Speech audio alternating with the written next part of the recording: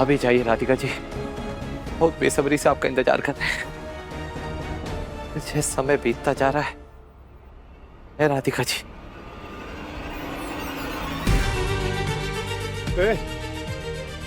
उमा ही लगे भैया, बस राधिका जी आने वाली, हम सब सही कर देंगे जी। आप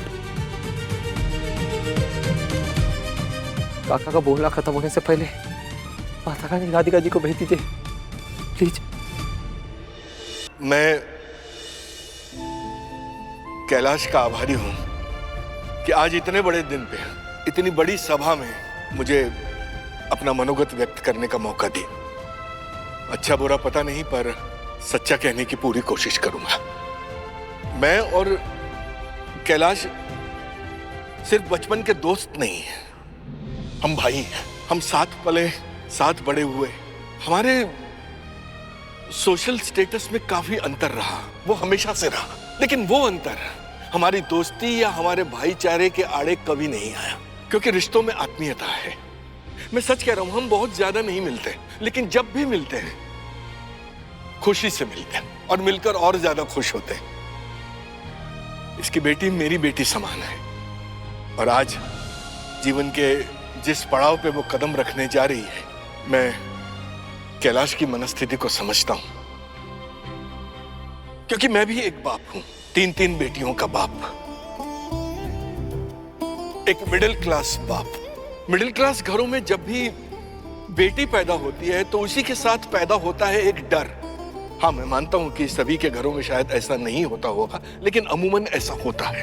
लगता है कि अब बेटी पैदा हो गई है, अब वो बड़ी होगी, उसकी शादी करनी होगी, पता नहीं कैसा घर मिलेगा, कैसा वर मिलेगा। मतलब नामकरण के दिन से ही बेटी के शादी की चिंता सताने लग जाती है परिवार वालों को। खरीद रहे होते हैं अपनी बेटी के लिए पहला गुलाबी फ्रॉक, और यहां सोच रहे होते हैं उसके लाल जोड़े के बारे में। घर में खिलौनों से ज्यादा दहेज इकट्ठा होता रहता है उस घर में अपनी बेटी के नाम पर। हमें लगता है शादी ही एक बेटी की सफलता या असफलता को मापने का सही मापदंड है। जिसकी शादी हो गई वो सुगढ़, वो सौभाग्यशाली। जिसकी नहीं हुई वो अभागन, माँ बाप पर बोझ। एक पिता होने के नाते मैं आप सभी पिताओं से एक सवाल पूछना चाहता हूं, क्या सचमुच बेटियां बोझ होती हैं? एक बेटी जो रसोई में अपनी मां का हाथ बटाती है और घर चलाने में बाप का, जिसके अपने कंधों पे एक नई पीढ़ी को दुनिया में लाने, उसका पालन पोषण करने, उसमें सही शिक्षा के, सही संस्कार के बीज बोने की जिम्मेदारी होती है, जो 9 महीने तक पल प्रतिपल अपनी वंशवेल का दायित्व अपने शरीर पर, अपनी कोख में लेकर चलती है, जो अपने परिवार के रीति रिवाजों, उसकी परंपराओं को आगे बढ़ाने का काम करती है, वो बोझ है। क्यों? क्योंकि हम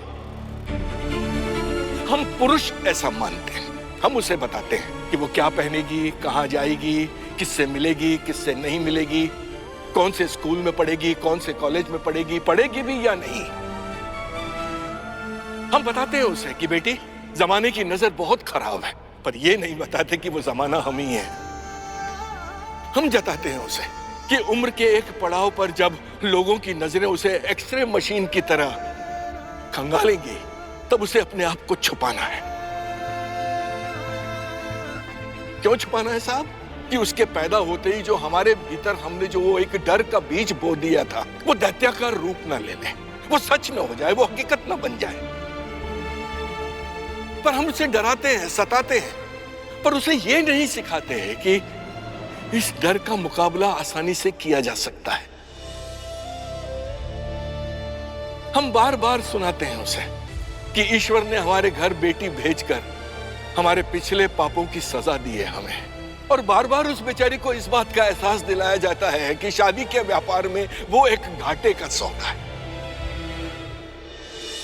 कहीं पढ़ा था मैंने, शायद किसी अखबार में, कि कुछ लोग बेटियों के बजाय बकरियां पालने में ज्यादा भरोसा करते हैं। क्यों करते हैं साहब? क्योंकि उनका मानना है कि बकरी जाएगी तो कुछ दे के जाएगी, और अगर बेटी जाएगी तो कुछ लेके जाएगी। ऐसी तो सोच है हमारी, और इसी विचारधारा के चलते, या यूं कहूं कि इसी विचारहीनता के साथ हम अपनी बच्चियों को मिडिल क्लास लोग पालते हैं।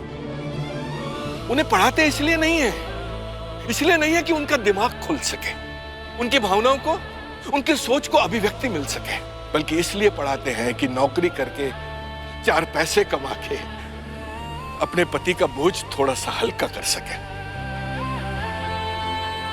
और ज्यादा भी नहीं पढ़ाते ताकि उसके बराबर का लड़का मिलने में कोई दिक्कत ना आए। खिड़की के बाहर एक आकाश का छोटा सा टुकड़ा दिखाते हैं, पर उसमें उड़ने का सपना देखने से रोकते हैं, क्योंकि मिडिल क्लास घरों में चाहते ही इतनी छोटी होती हैं कि वो बेचारी चाहकर भी छलांग लगाकर आसमान छूने की तैयारी ना कर सके। हम कदम कदम पर टोकते हैं उन्हें, रोकते हैं उन्हें, क्योंकि डरते हैं। हम डरते हैं कि कहीं वो हमसे, हमारे बेटों से आगे ना निकल जाए। अगर आगे निकल जाएंगी तो हमारी पोल खुल जाएगी, फिर कहां रहेगा वो हमारा रौब? कैसे अपनी मूंछों पर ताव देगा वो पुरुष प्रधान समाज?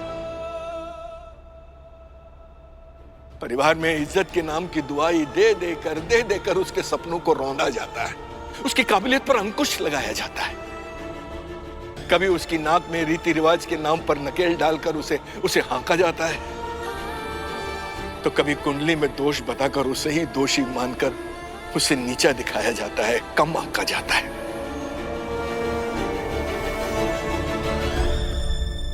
लोग अक्सर मुझसे पूछा करते हैं, ये क्या बात है श्रीनिवास जी, आपकी बेटी ही अभी तक कुंवारी है, क्या कर रहे हैं आप एक बाप की भूमिका में? अपनी बेटी के लिए कोई अच्छा सा जल्दी से लड़का ढूंढिए, जिसकी पक्की नौकरी हो, उसका अपना खुद का मकान हो। मैं अपनी बेटी के लिए एक मकान नहीं ढूंढ रहा, एक घर ढूंढ रहा हूं, एक ऐसा जीवन साथी ढूंढ रहा हूं जो उसकी इज्जत करे, उसका सम्मान करे। एक ऐसा जीवन साथी ढूंढ रहा हूं जिसके साथ रहकर मेरी बेटी का आत्मविश्वास और बढ़े और मजबूत हो। वो उसे कभी धोखा ना दे, वो सिर्फ और सिर्फ उसका पति बनकर ना रहे, उसका दोस्त बने, उसे केवल हमेशा सुरक्षित महसूस ना कराए, उसे आजाद महसूस करवाए, उसके अपने फैसले उसे खुद लेने का हक दे, उसे ना छीने।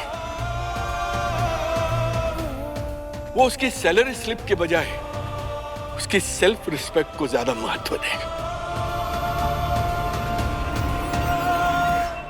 मैं अपनी बेटी को विदा करने से नहीं डरता, बस डरता हूं तो केवल एक बात से, कि गलती से भी मैं उसे किसी गलत पते पर ना भेज दूं।